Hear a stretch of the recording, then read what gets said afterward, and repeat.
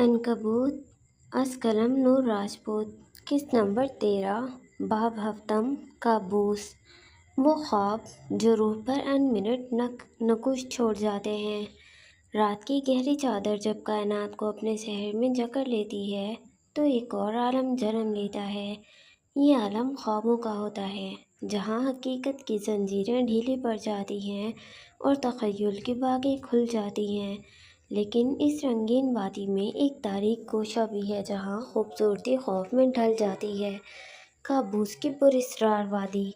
تصور کیجیے آپ ایک ایسے منظر میں اترتے ہیں جو کسی ادھوری پینٹنگ کی طرح مبہم اور غیر واضح ہے۔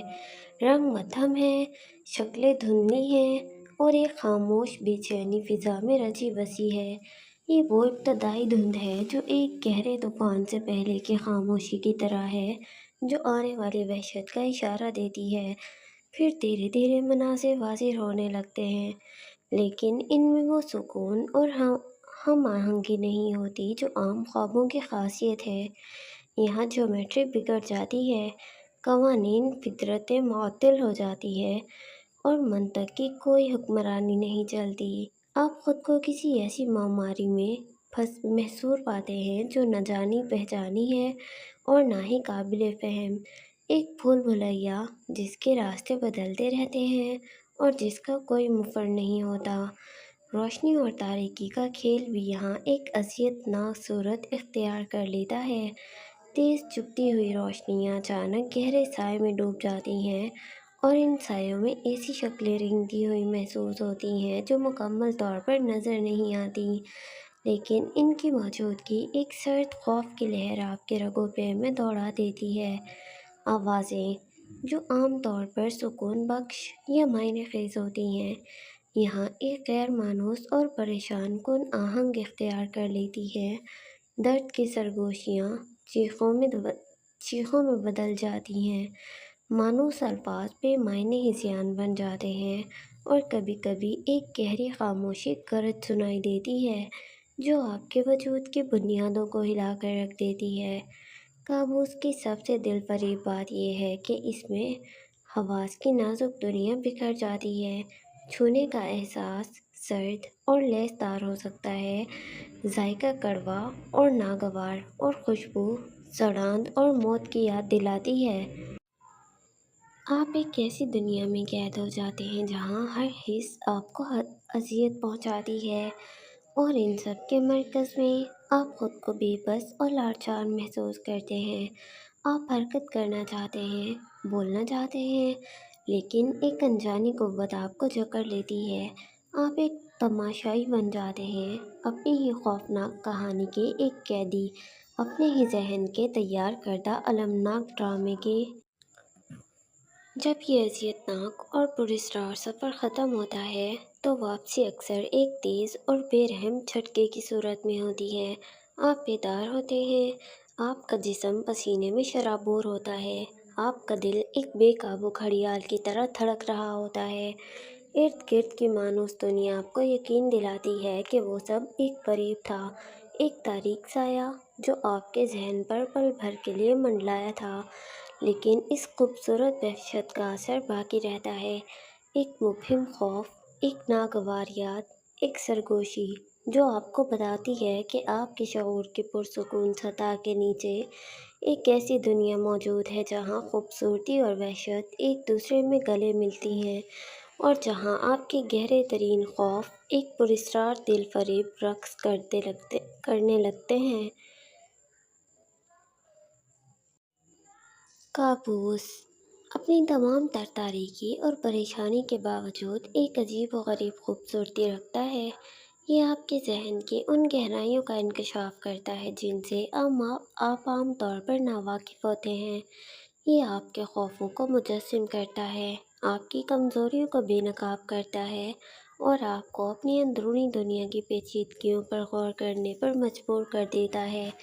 کیا آپ کا کردار اس پراسرار خوبصورتی کا سامنا کرے گا یا اس کی تاریک دلکشی سے ہمیشہ دور رہے گا؟ یہ جاننے کے لیے ہمیں کہانی کی اور پڑھنا ہوگا۔ یہ منظر ایک کمرے کا ہے جہاں خاموشی اتنی گہری تھی کہ سانس کی ہلکی سی آواز بھی ایک شور کی طرح لگ رہی تھی۔ اس کی آنکھیں بند تھیں۔ اس کا چہرہ بے تاثر اور پرسکون تھا، جیسے کسی گہری نیند میں ڈوبی ہو، لیکن اس کی پرسکون بیرونی حالت کے برعکس اس کے اندر ایک عجیب و غریب دنیا بیدار ہو رہی تھی۔ گہری نیند کی وادی میں جہاں ہوش و خرد سے بھگانے تھے، اس نے ایک ایسی دنیا میں قدم رکھا جہاں منطق کے سبھی سلسلے ٹوٹ چکے تھے۔ دھندلی روشنی میں جو کسی دور افتادہ جہنم کی آگ کی مانند تھی، رنگوں کے بھنور اٹھ رہے تھے، اور ان رنگوں کے بیچ ایک خوفناک منظر جنم لے رہا تھا۔ بے شمار آنکھیں ہر رنگ اور ہر سائز کی تاریکی میں چمک رہی تھیں۔ یہ کسی غیر مرئی وجود کی نظریں تھیں جو اس کے ہر حرکت پر گہری نظر رکھے ہوئے تھیں۔ پھر دھیرے دھیرے ان نظروں نے ایک واضح شکل اختیار کرنا شروع کر دی۔ رنگ برنگی مکڑیاں، جن کے جسم مسخ شدہ اور غیر فطری تھے، سائے سے نکل کر رینگنے لگیں۔ ان کی ٹانگیں، جو کسی تیز دھار آلے کی طرح پتلی اور نوکیلی تھیں، فرش پر ایک بے ہنگم سرسراہٹ پیدا کر رہی تھیں۔ ان کے جسموں پر ابھرے ہوئے عجیب و غریب نشانات کسی قدیم اور شیطانی زبان کے حروف لگ رہے تھے۔ ہوا میں ایک بھاری اور ناگوار سکوت طاری تھا، جسے صرف ان مکڑیوں کی سرسراہٹ اور اس کے اپنے بے قابو دھڑکتے دل کی آواز توڑ رہی تھی۔ ایک مبہم سا زہر آلود دھواں ان کے جسموں سے اٹھ رہا تھا، جس سے اس کے حواس معاف ہوتے جا رہے تھے۔ ان کی حرکت میں ایک غیر فطری تیزی تھی، جیسے وہ کسی شیطانی ارادے کے تحت اس کی جانب لپک رہی ہوں۔ ان کی چمکدار آنکھیں، جو اب واضح طور پر نظر آ رہی تھیں، اس کے وجود میں گہرا خوف پیدا کر رہی تھیں۔ یہ محض کیڑے نہیں تھے، ان میں ایک قدیم اور بدنیتی بھری ذہانت جھلک رہی تھی۔ جب وہ قریب پہنچی تو ان کے جبڑوں سے باریک اور زہریلے لعاب کی بوندیں ٹپکنے لگیں۔ ان کے جسموں سے ایک سرد اور لرزہ خیز توانائی نکل رہی تھی جو اس کی جلد پر برف کی مانند محسوس ہو رہی تھی۔ پھر انہوں نے حملہ کر دیا۔ ایک ساتھ بے شمار ٹانگیں اس کے جسم پر پھیل گئیں، جیسے کوئی شیطانی جال اسے اپنی گرفت میں لے رہا ہو۔ ان کے تیز اور نوکیلے حصے اس کی جلد میں پیوست ہونے لگے، اور ایک کربناک درد اس کی رگوں میں دوڑ گیا۔ وہ چیخنا چاہتی تھی، لیکن اس کی آواز اس کے حلق میں ہی دم توڑ گئی۔ وہ بے حس و حرکت پڑی تھی، ایک زندہ شکار جس پر رنگ برنگی خوفناک مخلوق اپنی فتح کا جشن منا رہی تھی۔ اس کا جسم ان کے زہریلے لمس سے سن ہوتا جا رہا تھا، اور ایک گہرا اور ناقابل بیان خوف اس کی روح کو اپنی گرفت میں لے رہا تھا۔ یہ محض ایک خوف نہیں تھا، یہ ایک ایسی تاریک حقیقت تھی جو اس کی روح میں ہمیشہ کے لیے نقش ہو جانے والی تھی۔ یہ ایک ایسا خوف تھا جس کی کوئی منطقی وضاحت نہیں تھی، ایک ایسا پراسرار خطرہ جو اس کے لاشعور کی گہرائیوں سے ابھر کر آیا تھا۔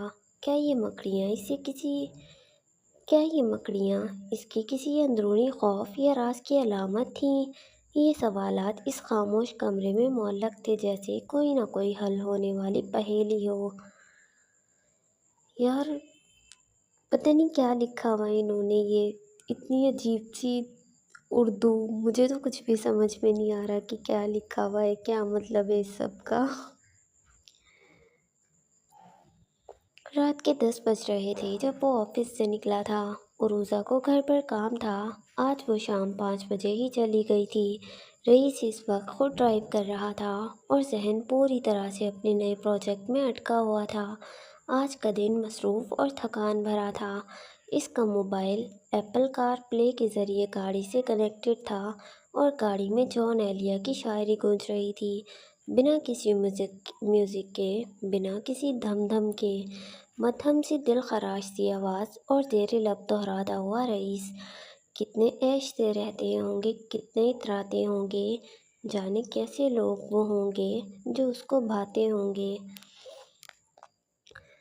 شام ہوئے خوشباش یہاں کے میرے پاس آ جاتے ہیں، میرے بجھنے کا نظارہ کرنے آ جاتے ہوں گے۔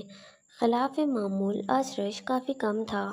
اس کی سلور رنگ کی مرسیڈیز جی کلاس سڑک پر تیزی سے آگے بڑھ رہی تھی۔ وہ جو نہ آنے والا ہے نا، اس سے مجھ کو مطلب تھا، آنے والوں سے کیا مطلب؟ آتے ہیں، آتے ہوں گے۔ اس کی یاد کی بادِ صبا میں اور تو کیا ہوتا ہوگا، یوں ہی میرے بال ہیں بکھرے اور بکھر جاتے ہوں گے۔ اس سے پہلے غزل مکمل ہوتی، اسپیکر پر آنے والی فون کال سے گونج اٹھا۔ رئیس نے ایک نظر اسکرین پر ڈالی اور اس کے منہ کے زاویے بگڑ گئے۔ آخر ثانیہ سلطان اسے فون کیوں کر رہی تھی؟ اس نے فون نہیں اٹھایا۔ گاڑی پھر سے گونج اٹھی۔ بار بار فون آنے پر اسے اٹھانا پڑا۔ کہیے محترمہ، اب کیا دھماکہ کرنا ہے؟ اس کی مصروف سی آواز سنائی دی۔ اگر میں کہوں کہ رئیس اورنگزیب کی جان میری مٹھی میں ہے تو کیا کرو گے؟ اس کی بات سنتے ہی رئیس کا بے ساختہ قہقہہ ابھرا۔ ثانیہ سلطان نے سستے نشے کب سے شروع کر دیے؟ لہجہ تو مسخرانہ تھا، وہ اس کا مذاق اڑا رہا تھا۔ جب سے منار کی ہم شکل سامنے آئی ہے، رئیس کی ہنسی کو بریک لگی۔ صاف صاف بات کرو۔ وہ فوراً سنجیدہ ہوا، تیوری چڑھ گئی۔ اگر میں کہوں کہ فجر معراج موت کے سفر پر رواں ہیں تو کیا کرو گے؟ اس کا انداز ایسا تھا کہ رئیس لب بھیج کر رہ گیا۔ اس کا اور ثانیہ کا ایسا مذاق نہیں تھا جو وہ اس پہر فون کر کے اسے لطیفے سنائے۔ اپنے حصے کی موت سب کو جھیلنی ہے، اس نے سرد لہجے میں جواب دیا، جبکہ آنکھوں میں سوچ کی پرچھائیاں تھیں۔ یعنی تم اسے نہیں بچاؤ گے؟ ناقدانہ سا سوال نما تجزیہ ابھرا۔ میں اس کا باڈی گارڈ نہیں ہوں، اس نے نہایت ٹھنڈے لہجے میں کہا، جبکہ اندر کہیں ہلچل سی مچ گئی تھی۔ آخر وہ فجر کا ذکر کیوں کر رہی تھی؟ اچھا، چلو پھر، شب بخیر، لوکیشن بھیج رہی ہوں۔ کسی بھی پل وہ موت کے منہ میں جا سکتی ہے۔ دیکھنا یہ ہے کہ تم اسے بچاتے ہو یا نہیں۔ اس کی گاڑی میں ٹریکر تھا۔ گاڑی کے بریک فیل ہیں رئیس اورنگزیب صاحب، میرے ساتھ بیٹھ کر تماشا دیکھو۔ وہ زہریلی ناگن کی طرح زہر اگلتی فون بند کر چکی تھی۔ رئیس نے گاڑی ایک جانب روک دی۔ لوکیشن اس کی اسکرین پر ابھر رہی تھی۔ اسی ہائی وے پر وہ دوسری جانب سے آ رہی تھی۔ اس کا دل بے ساختہ دھڑک اٹھا۔ تیز طوفانی ہوا چل رہی تھی۔ اس نے لوکیشن دیکھتے ہوئے اسٹیئرنگ پر غصے سے ہاتھ دے مارا۔ Damn it! اگلے ہی پل وہ گاڑی کا دروازہ کھولتے باہر نکل آیا، شرٹ کے اوپری بٹن کھولے اور پتھریلی سڑک پر چکر لگانے لگا۔ اس کے انداز سے جھلجھلاہٹ واضح تھی۔ دماغ کہہ رہا تھا کہ بھاڑ میں جائے فجر معراج، اسے مرنے دو۔ دل کہہ رہا تھا، اسے مت گنواؤ، زندگی بار بار موقع نہیں دیتی۔ مزہ آتا ہے میرے ساتھ یہ مذاق کرتے ہوئے۔ وہ دونوں ہاتھوں سے بال نوچتے آسمان کی جانب منہ کر کے زور سے چلایا۔ اسے لگتا تھا قدرت کو اس سے بیر تھا۔ گھڑی کی سوئیاں ٹک ٹک اس کی سماعت سے ٹکرا رہی تھیں۔ وہ چاہتا تھا کہ وہ مر جائے۔ وہ اسے بچانا نہیں چاہتا تھا۔ وہ اس چہرے سے نفرت کرتا تھا۔ 5 منٹ گزر گئے اور پھر 10۔ رئیس اورنگزیب نے اپنی ٹانگوں کو شل ہوتے پایا۔ ہاتھ پاؤں میں عجیب سرسراہٹ ہو رہی تھی۔ گلا خشک ہو گیا، مانو کانٹے اگائے ہوں۔ وہ کمر پر ہاتھ جمائے دائیں بائیں چلتا ضبط کے کڑے مراحل سے گزر رہا تھا۔ آنکھیں میچ کر گردن پیچھے گرا دی، چہرے کا رخ آسمان کی جانب تھا۔ محبت تمہیں معاف نہیں کرے گی۔ سفید ریشمی والی فراک والی لڑکی جانے کہاں سے وارد ہوئی اور رئیس اگلے پل بھاگتے ہوئے گاڑی کی جانب بڑھا۔ جھٹکے سے دروازہ کھولا اور اگلے ہی پل اس کی گاڑی تیزی سے بھاگ رہی تھی۔ وہ بلا کی اسپیڈ سے گاڑی بھگا رہا تھا۔ فجر دوسری جانب تھی، آگے یو ٹرن تھا اور پھر اس کی سانس خشک ہو گئی جب اس نے لوکیشن کو رکتے پایا۔ گاڑی جیسے ایک جگہ جم سی گئی تھی۔ اس کی گاڑی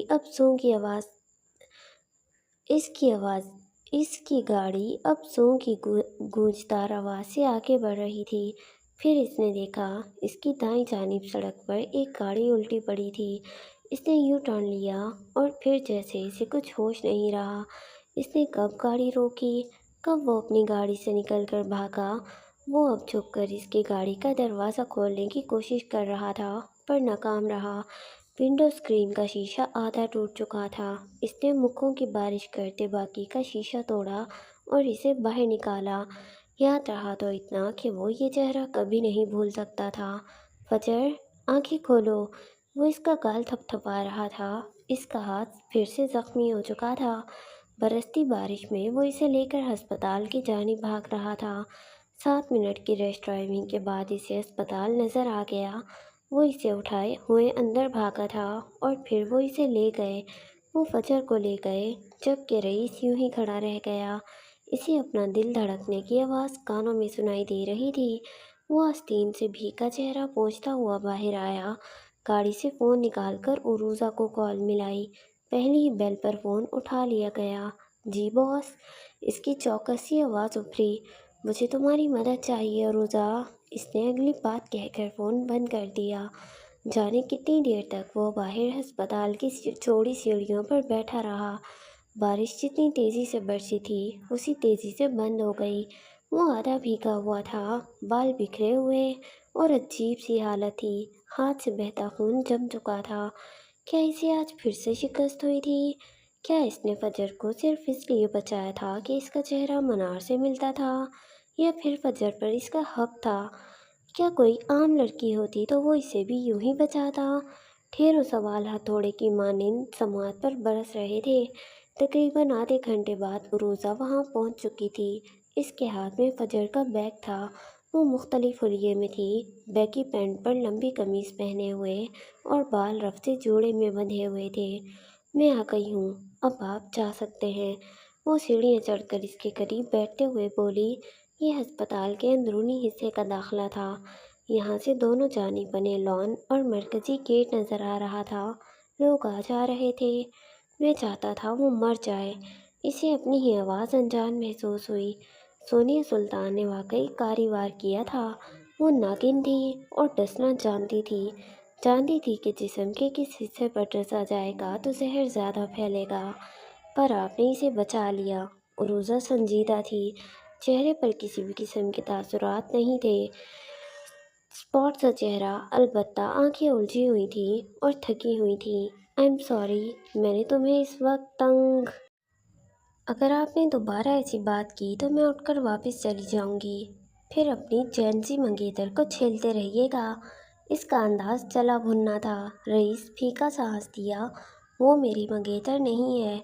इसकी अजीब से इंकशाफ पर अरूज़ा हैरान रह गई। तो फिर इसकी मंगेतर कौन थी? लेकिन आपने तो कहा था कि वो आप। इसके बाकी अल्फाज मुंह में ही रह गए। रईस ने इसकी बात उचक ली थी। किसी को अपना कह देने से वो अपना नहीं हो जाता। रोज़ा उलझी नज़रों से इसे देखे गई। फिर मुझे इजाज़त दें। वो मेरी एक हाथ की मार है। गर्दन को ज़रा सा झटका, खड़क की आवाज़ और एक डोपलगैंगर ख़त्म। उरूज़ा की आंखें किसी सीरियल किलर की आंखों जैसी थीं। रईस ने तसव्वुर किया और फिर झुनझुनाकर सर झटक दिया। नहीं, अभी नहीं। उरूज़ा को इसका लहजा हुक्मिया लगा। वो गहरी सांस लेकर रह गई। सोनिया सुल्तान ने ऐसा क्यों किया? कुछ देर बाद इसकी आवाज़ सुनाई दी, ये जानने के लिए कि वो लड़की मेरे लिए कितनी अहम है। वो दोनों सामने गेट पर नजरें जमाए बैठे हुए थे। आसमान अभी भी बादलों से ढका हुआ था। हवा ठंडी थी। वो भारी दिल लिए बैठे रहे। फिर आप जाएं और इसे याद दिलाएं कि आप रईस औरंगज़ेब हैं। आपके लिए इसकी ज़ात सबसे ज़्यादा अहम है। आपके लिए आपकी ज़ात सबसे ज़्यादा अहम है। उरूज़ा के लहजे में एक आंच सी थी। रईस ने रुख फेर कर इसे नहीं देखा। वो जानता था कि इस वक्त वो जबड़े भींचे बैठी थी। वो उठ खड़ा हुआ। संभाल लेना। वो पैंट की जेबों में हाथ डाले सीढ़ियाँ उतर रहा था। फिर आखिरी जीने पर पलट कर इसने उरूज़ा को देखा। संभाल लूँगी। दोनों की नज़रें एक पल को टकराईं और रईस के कंधे चौड़े हुए। जिसके पास रोज़ा जमाल जैसी साथी हो, इसे दुनिया हरा नहीं सकती। रईस ने थोड़ी उठाई और आंखों ही आंखों में इसे सताइश से नवाजता तेज तेज कदम उठाकर वहाँ से निकल गया। रोज़ा ने इसे जाते हुए देखा, फिर गहरा सांस लेकर खुद को पुरसुकून किया। और जिसके पास रईस हो, पूरी दुनिया उसकी। वो उठ खड़ी हुई। अब इसका रुख अंदर की जानिब था। आपको क्या लगता है वो आएगा? सोफे पर बैठे लड़के ने अपने सामने बैठी सोनिया सुल्तान से पूछा। इसके अंदाज में बेताबी थी। وہ शब ख्वाबी के लिबास में फ्रेश थी, सोफे पर टांग चढ़ाए बैठी थी, मोबाइल हाथ में पकड़े। टाइपिंग की आवाज़ इस खामोशी में टिक टिक गूंज रही थी। वो ज़रूर आएगा, मैं इंटरकॉम पर इत्तला कर चुकी हूँ, इसे मत रोका जाए। इसके सुकून में ज़रा भी फ़र्क नहीं आया, जबकि लड़का बेचैनी से पहलू बदल रहा था। टिक टिक जू जू की आवाज़ यूं ही गूंजती रही। वक्फे वक्फे से सोनिया के चेहरे पर मुस्कुराहट छा जाती और तकरीबन 10 मिनट बाद उन्हें पोर्च में गाड़ी रुकने की आवाज़ सुनाई दी। लड़के का दिल उछलकर हलक में आ गया, जबकि सोनिया के अंदर बेचैनी फैली। रात के 12 बज रहे थे। अगले चंद लम्हों में लॉन्च का दरवाज़ा एक ज़ोरदार धमाके से खुला। खूनख्वार तेवर लिए रईस अंदर दाखिल हुआ। इसे देखते ही सोनिया उठ खड़ी हुई। अरे देखो तो, कौन आया है। इसका अंदाज सुलगाने वाला था। इसके साथ ही वो लड़का भी अपनी जगह से उठ खड़ा हुआ। मैंने तुम्हें मना किया था सोनिया सुल्तान कि मुझे इस सब में मत घसीटो। मना किया था सोनिया सुल्तान कि मुझे इस सब में मत घसीटो। इससे आते ही हरासा खड़े लड़के को गर्दन से पकड़ा और फिर जोरदार झटका देकर दीवार की जानिब दे मारा। दीवार के साथ रखे मेज पर जमा लैंप नीचे गिरा और इसके साथ छनाके की आवाज़ उभरी। कई कीमती शोपीस नीचे गिरकर टूट चुके थे। पर अफसोस कि तुम्हें इज्जत रास नहीं है। वो मुखातिब सोनिया से था, पर इसके हाथ लड़के की हालत ख़राब कर रहे थे। इसने लड़के को गर्दन से पकड़कर दीवार से पिन किया और फिर दबाव डालकर इसे दीवार के साथ घसीटते हुए ऊपर उठा दिया। वो दुबला पतला सा लड़का इसके सामने टूटे पत्ते की तरह उठता चला गया। गर्दन पर बढ़ने वाले दबाव की वजह से इसकी आंखें उबल आईं। सोनिया सुल्तान अपनी जगह पर खड़ी रही। वो इतनी कमज़ोर नहीं थी कि ये मंजर देखकर हरासा हो जाती, बल्कि इसके जबड़े भींच चुके थे। तुम्हें मैं क्यों न घसीटूं रईस, सब तुमसे ही तो शुरू हुआ है। वो तेज से चिल्लाई। खूबसूरत चेहरा सुर्ख पड़ गया और गर्दन की नसें उभर आईं। तो चलो ख़त्म कर देते हैं। इसने लड़के की गर्दन पर दबाव बढ़ाया, जो इसके हाथ पर थप्पड़ मारते हुए खुद को छुड़ाने की कोशिश कर रहा था। इसका सांस रुक चुका था, चेहरा खौफ और वहशत से सुर्ख पड़ गया, आंखें उबलकर गिरने को तैयार थीं, जबकि रईस के चेहरे पर सर्दपन था। इसकी आंखें किसी कातिल की आंखों जैसी थीं, यूं जैसे इसे ये सब करने में मज़ा आ रहा हो। इसे छोड़ो रईस, मुझसे बात करो। सोनिया फिर से चिल्लाई, पर रईस पर कोई असर नहीं हुआ। लड़का जो आधा फुट ज़मीन से ऊपर उठा हुआ था, वो ज़ोर ज़ोर से अपनी टांगें हवा में झटक रहा था। इसके गले से अजीब सी आवाज़ें निकल रही थीं। आहिस्ता आहिस्ता इसके मज़ाहमत दम तोड़ गई और जब इसका वजूद ढीला पड़ गया, तब रईस ने अपना हाथ हटा लिया। लड़के का बेहोश वजूद धड़ाम से नीचे गिरा। फिर वो सोनिया की जानिब पलटा। क्यों चाहती हो कि मैं तुम्हारे घर की आखिरी मर्द को भी मार डालूं? वो जारिहाना तेवर लिए इसे घूर रहा था। आंखों में सड़पन था और रंगत सुर्ख पड़ चुकी थी। वो सोनिया के ऐन सामने आन खड़ा हुआ। वो ज़ख्मी था और इसे बई नहीं था कि वो किसी को भी ज़ख्मी कर देता। लगता है तुम माजी भूल चुके हो, लेकिन मैं नहीं भूल सकती। वो सीने पर बाजू बांधे खुद पर जब्त करते बोली। इस लड़की को बीच में मत लाओ, इसका माजी से कोई ताल्लुक नहीं है। वो घुराया, अंदाज से वहशत छलक रही थी। माजी के नाम पर बहुत सारे जख्म उधर गए। इसकी बात सुनते ही सोनिया इस्तेहज़ाइया हंसती। अच्छा, इसका कोई ताल्लुक नहीं है, न माजी से न तुमसे। वो सुलगाने वाले अंदाज में कह रही थी। फिर तुम इसे बचाने क्यों गए? तुम्हें लगता है वो तुमसे वफा करेगी? मुंह के बल गिरोगे तुम रईस औरंगज़ेब। वो जहर उगल रही थी। रईस ने मुट्ठियाँ भींची। वो इसे घूर रहा था। दिल कर रहा था इसकी गर्दन मरोड़ दे, पर अफसोस वो औरत पर हाथ नहीं उठाना चाहता था। ज़ब्त के कड़े मराहिलों से गुजरते हुए वो बस इतना ही बोला, इससे दूर रहो सोनिया। इसके अंदाज में तंबीह थी, वाज़िह धमकी। वरना क्या करोगे तुम? हाँ, भूल गए उसकी बहन ने क्या किया था? तुम उसे यूं ही छोड़ दोगे? वो कदम बढ़ाते इसके करीब आई, गर्दन उठाकर इसे देखने की कोशिश की। रईस की स्याह आंखें सुर्ख अंगारा थी, ماضی کے کئی مناظر فلیش بیک کی طرح آنکھوں کے سامنے گھوم گئے۔ اس سے دور رہو سونیا، یہ میری آخری وارننگ ہے۔ وہ اس پر آخری نظر ڈال کر پلٹ گیا۔ پیچھے سے سونیا کی تالی کی آواز گونجی۔ وہ دونوں ہاتھوں کو آپس میں پیٹ رہی تھی۔ واہ واہ واہ واہ رئیس، کیا کہنے تمہارے! اسے مجھ سے بچا رہے ہو تاکہ خود مار سکو؟ تم سے اسے کون بچائے گا؟ وہ جس قدر چالاک تھی، اسے یوں ہی نہیں جانے دے سکتی تھی۔ اس کے لفظوں نے رئیس کے قدموں میں زنجیر ڈالی۔ وہ جبڑے بھینچے واپس پلٹا اور پھرتی سے اس کے سامنے پہنچا۔ اسے تکلیف دینے کا، اسے درد دینے کا، اسے رلانے کا حق صرف میرا ہے۔ اس پر سارے حق میرے ہیں۔ اس سے دور رہو۔ وہ نرم خوبصورت آنکھیں، وہ خوش گفتار لہجہ جانے کہاں غائب ہو گیا تھا۔ یہ جتاتی آنکھیں تھیں، یہ شعلے اگلتی آنکھیں تھیں۔ یہ رئیس اس رئیس سے مختلف تھا جسے لوگ جانتے تھے۔ اس کی بات سنتے ہی سونیا کا قہقہا گونج اٹھا۔ بس یہی تو سننا چاہتی تھی میں۔ وہ ادائی بے نیازی سے مسکرائی۔ رئیس نے بھویں سکیڑ کے اسے دیکھا اور پھر وہ بنا کچھ بولے ہی پلٹ گیا۔ مار دو اسے رئیس، ورنہ برباد ہو جاؤ گے۔ وہ تمہیں کہیں کا نہیں چھوڑے گی، ایک قتل اور سہی۔ وہ اسے اکسا رہی تھی۔ رئیس رک گیا لیکن پلٹا نہیں۔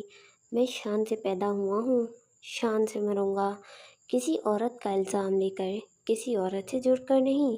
ہاں، مر چکی عورت کا سوگ لے کر ضرور مرو گے۔ کم وقت نے ایسا گہرا وار کیا تھا کہ رئیس تڑپ کر رہ گیا۔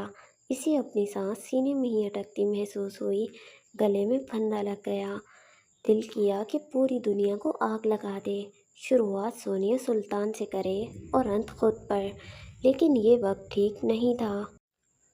وہ جس طوفان کی طرح آیا تھا اسی طرح واپس چلا گیا۔ اس کے جاتے ہی سونیا کی مسکراہٹ غائب ہوئی۔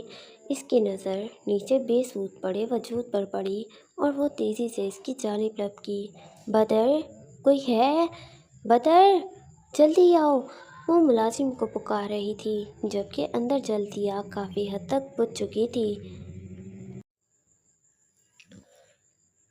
ٹھنڈی، ناہموار پتھر کی دیواریں ولیم کے گرد ایک تنگ دائرہ بنائے ہوئے تھیں۔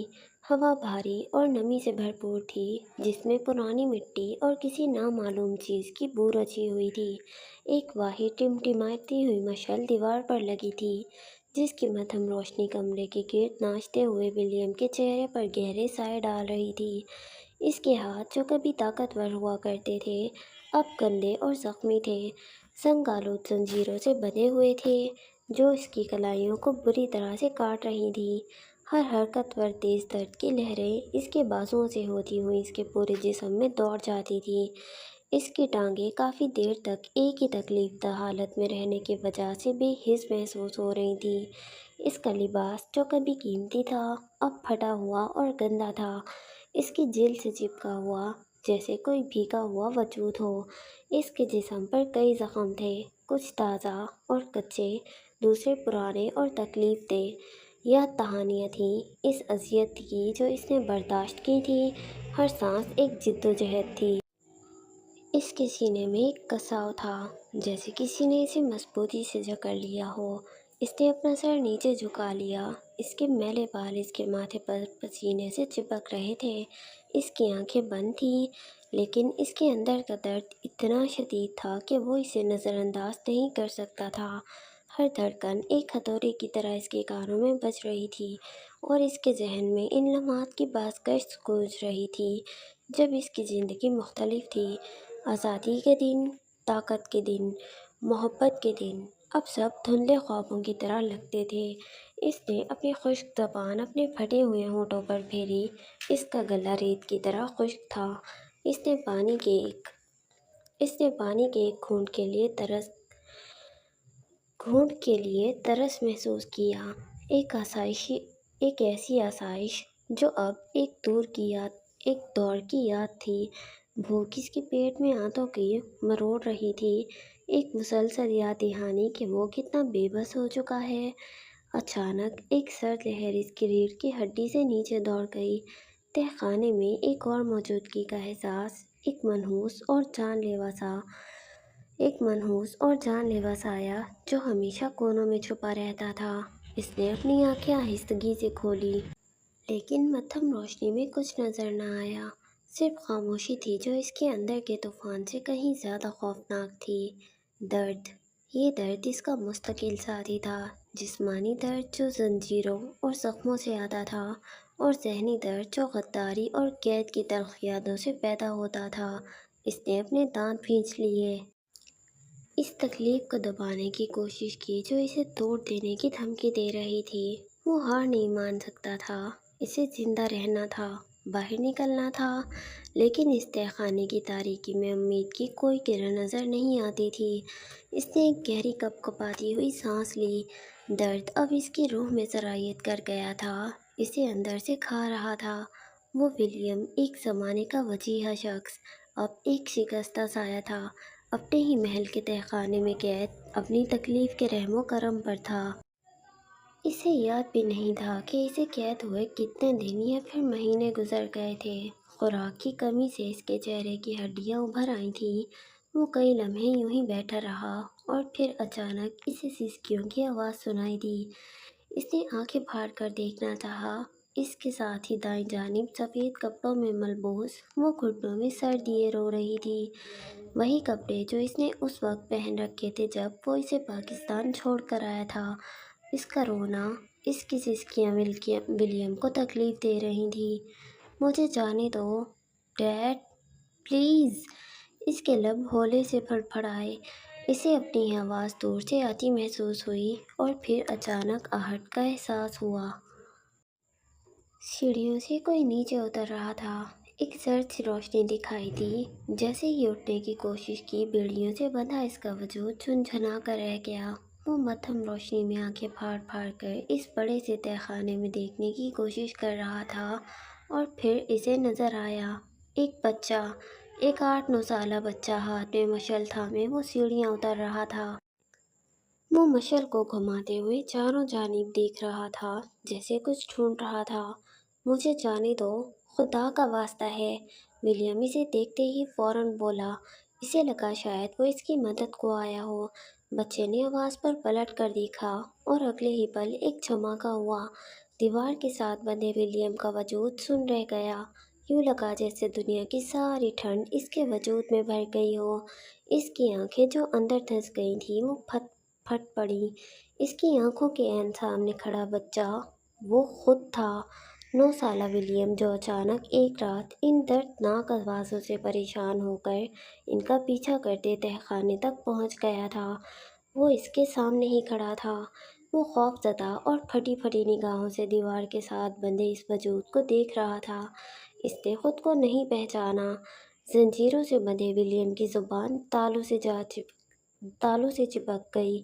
یوں لگا جیسے اس کے جسم سے روح کھینچ لی گئی ہو، اور اس کی جگہ ایک عجیب سی حرارت تھی جو اس کے وجود میں بھر رہی تھی۔ دونوں ایک دوسرے کو خوفزدہ نگاہوں سے دیکھ رہے تھے، اور پھر 9 سالہ ولیم بے طرح سے چلانے لگا۔ اس کے ہاتھ سے مشعل چھوٹ کر گر گئی۔ پورے تہہ خانے میں اس کی چیخوں کی آواز گونج گئی، اور پھر کچھ دیر بعد ولیم وہیں ایک جانب ڈھہ گیا۔ تہہ خانے میں خاموشی چھا گئی۔ دیوار سے بندھا ولیم پھٹی پھٹی نگاہوں سے اس منظر کو دیکھ رہا تھا۔ یہ اس کی سمجھ سے باہر تھا۔ یوں لگا جیسے اس کے دماغ پر کسی نے پوری قوت سے ضرب لگائی ہو۔ وہ بلبلا اٹھا، اور پھر دیکھتے ہی دیکھتے وہ بھی ایک جانب گر گیا۔ تہہ خانے میں پھر سے خاموشی چھا گئی، ایک پراسرار خاموشی، ناچتی ہوئی اور مسکراتی ہوئی خاموشی۔ یہ کیا تھا؟ عقل سے ماورا، شعور سے پرے، یہ کیسا لمحہ تھا؟ کیا یہی معرفت تھی؟ کیا یہی قدرت تھی؟ وہ لمحہ جب دو وقت آپس میں جڑ گئے ہوں۔ آپ اس لمحے کو کیا نام دیں گے؟ واو! مطلب بچپن میں جو ولیم نے دیکھا تھا تہہ خانے کے اندر، اور جہاں سے اس کو اس کو نا ویسے سائنس کی ٹرم میں تو ٹائم سلپ کہتے ہیں، اور اس کو ہمارا قرآن پاک بھی جو ہے نا، مطلب باقاعدہ نام لے کر تو نہیں، لیکن کافی چیزوں کافی جگہ پہ اشارتاً نا قرآن پاک میں بھی ڈیجا وو اور ٹائم سلپ کا کانسیپٹ ہے کافی آیات میں، تو آئی تھنک ہو سکتا ہے آگے کہانی میں جا کے اس چیز کو بھی ایکسپلین کرے رائٹر، میں بھی ہو سکتا ہے نہ بھی کرے، لیکن اس کو ٹائم سلپ ہونا کہتے ہیں۔ چلو ہم آگے کنٹینیو کرتے ہیں۔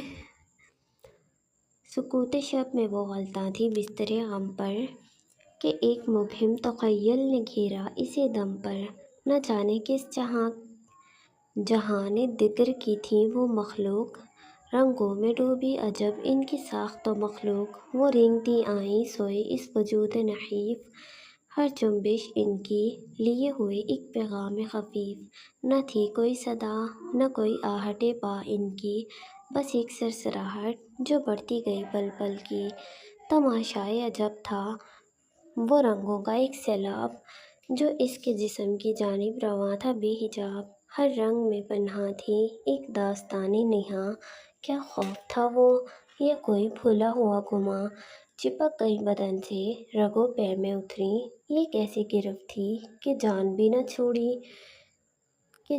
نہ چھڑی، یہ منظر ہولناک، یہ تعبیر طلسمات، کیا اس کی ذات کے تھے یہ پیچیدہ التباسات، کوئی تو گہرائی تھی اس خواب کے پردے میں جو چھپی تھی اس لڑکی کی بے خبر نیند میں، یہ مکڑیاں، یہ رنگ، یہ بڑھتا ہوا احساس، شاید کسی حقیقت کا تھا مبہم انکشاف۔ اللہ کتنی گاڑی اردو ہے۔